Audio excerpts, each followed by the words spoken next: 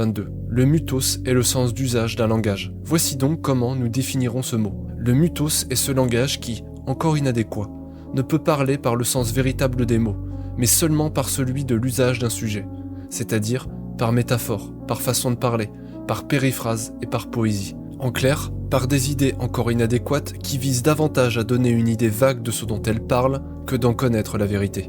Ce mutos est certes critiquable et ne constitue pas l'expression du véritable sens des choses, mais il permet néanmoins d'en connaître l'existence et de pouvoir connaître celle-ci plus précisément. On trouve communément dans les débats des individus très pointilleux qui demandent que l'on définisse les mots que l'on emploie. Quand on leur répond, ils demandent que l'on définisse les mots par lesquels on a défini.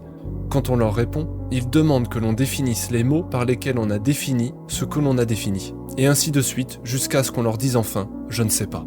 Ainsi donc, tout discours se produit toujours sur une sorte de suspension consentie d'incrédulité, où l'on feint de comprendre ce que l'autre dit. Et si on accorde volontiers la nécessité de devoir préciser les termes que l'on emploie, on admet tacitement qu'il est impossible d'en rendre parfaitement raison, et qu'à défaut d'en avoir la connaissance parfaite, il convient de les utiliser selon le sens d'usage que l'on s'en fait. Il faut donc admettre que l'on ne peut pas ultimement rendre raison des mots que l'on emploie, car, fondamentalement, on ne parle que par métaphore. Quand on y parviendra, c'est que l'on connaîtra la vérité, et que la simple définition du mot suffira à en connaître adéquatement la nature.